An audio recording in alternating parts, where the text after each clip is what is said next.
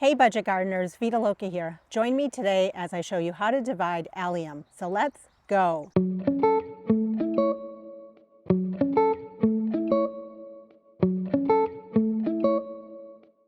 This video is going to focus on ornamental allium, not the edible kind, and it's going to focus primarily on the allium that blooms during the summer months. In other words, it's not the spring blooming allium, it's more of a summer blooming allium. I made a video last year when I bought this allium plant. It's the Serendipity allium. I was so excited to get this plant as well as a number of other plants. I'm going to link that video down below because it was basically on my list of must-have perennials that I wanted for my garden. Even though I'm not going to do a profile for this plant, check out that other video after this one because it gives you more of an in-depth plant profile. It is early May here in New Hampshire. The weather has been perfect. In fact, we have a number of days where it's going to either shower or rain. Now is the perfect time for me to be dividing and moving a bunch of my plants in my garden. If any of you have been following my channel, then you know I absolutely love propagating plants. One of the best ways to propagate plants is through division. And the best time to divide many of your plants is typically in the spring or fall months. As I divide more plants in my garden, I'll be sure to bring you along. If you haven't already, please consider subscribing to my channel. You don't want to miss out on those videos. Last year, I bought one Serendipity plant, and when I put it in my landscape, you know me, I went ahead and divided it. So now I have two in my landscape. So I'm going to bring you in for a closer look, and together we're going to dig out and divide the allium. But before we dig it out, I just want to show you where the two plants currently are. Since I have a nice layer of mulch around my plant, I'm going to pull the mulch back. And the reason I want to do that is I want this to be nice and clean so I can then put the mulch back when we're all done. I don't want to make a mess of my area. And what we're going to be doing today is we're actually going to be digging up both allium plants. We're going to divide them, and then we're going to see how many pieces we can get out of it. Then, based on the number of pieces that we get, we'll place them back in the landscape. I'm going to use this large shovel. I don't want to dig right at the base of the plant. I don't want to ruin my plant. I'm going to dig a little away from the base, push down, and then over.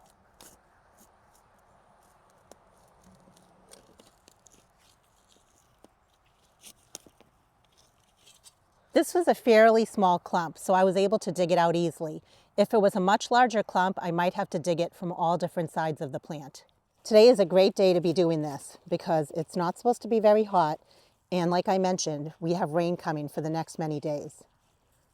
When it comes to dividing plants, it's better to do it on days like that because it's less stress on the plants. The reason I'm removing the soil from the base here is I don't want there to be a big hole that I need to then fill in. And also, it just will make it easier for me to see what we're doing when we divide the plant. This is a fairly small plant. And in your garden, you may think, I don't want to divide it, it's too small.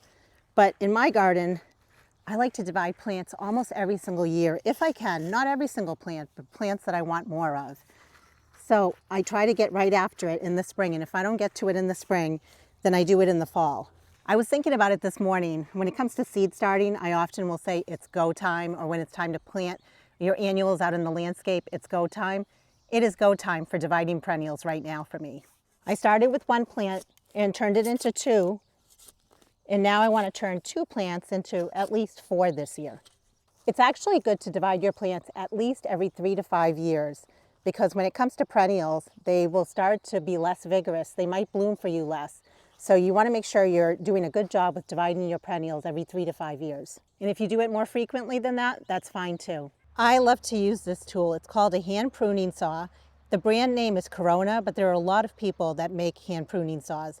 I bought this off of Amazon, but you can check your local hardware or big box store. I'm sure they sell something like this as well. I'm going to press the button, and when I do that, I can pull, and it opens up my handsaw.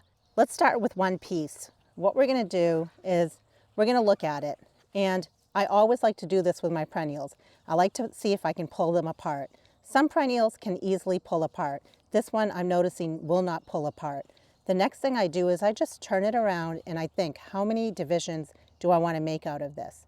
It's pretty small. I think for this year, all we're going to do is cut it into half, meaning we're going to turn one plant into two plants. Next, I'm looking for a great place for me to make my division. There really isn't a great place because it's pretty tight. You can see that there isn't a wonderful place to make that division. So I think I'm going to make it right in here. And when I do that, I might end up breaking off a piece or two, and that's okay. The other thing I want to mention is I don't like to just take a shovel and slice right into this in the landscape. You can do that. That is totally an option. And if you were to do that, I would recommend doing it right when you see the new growth emerging from the ground. But it is an option if that's easier for you. I just prefer to dig the whole thing. I want to see what I'm working with and divide it from there. And now I'm going to go ahead and just start cutting. And I'm trying not to cut up here. I'm trying to cut down here to hopefully minimize damage up here.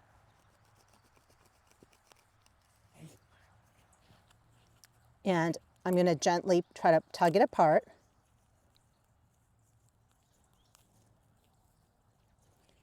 They might not be 100% equal divisions, but we just turned that one plant into two plants.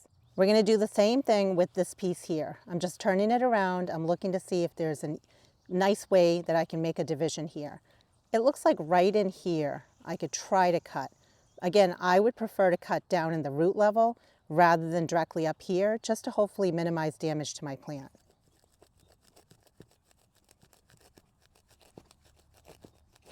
You always want to be careful when you're using sharp tools like this one.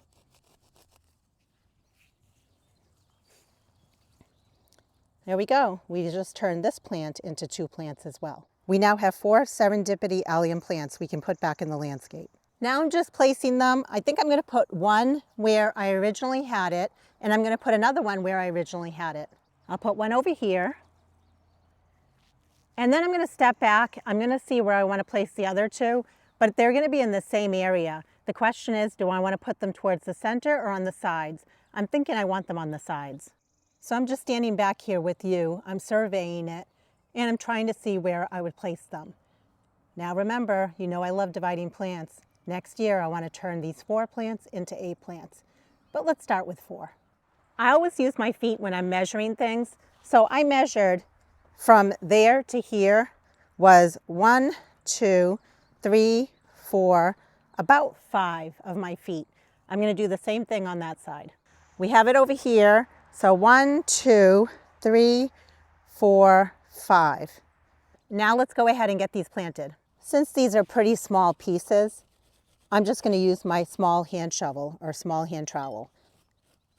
I want to remove the mulch so that we can then start digging our hole.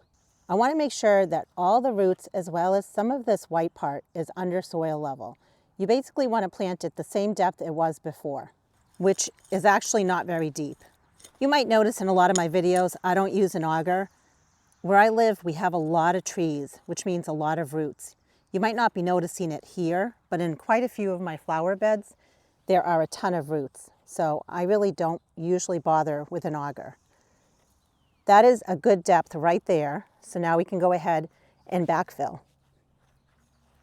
And I'm pushing down. If we were not going to get rain, or if my soil was dry, I would have put water in the planting hole. And then I would be pushing the mulch back and I would water it again. But we just had a good amount of rain and we have more coming. So we got that planted, let's do the rest. We originally pulled out an allium from here, so the soil is already quite loose. It'll be so fun to see these blooming this year. It will be the first full year of having this plant in my garden.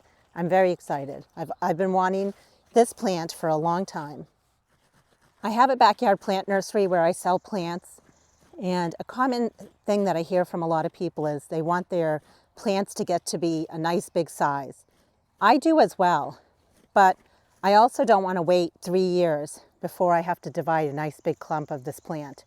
It's been my experience that the more I divide my plants, the quicker I end up with more plants, and they just get to a nice big size quickly. It's not like it's going to take many years for this allium to get to a big size. In fact, I feel like the one plant that we planted together last year already doubled in size.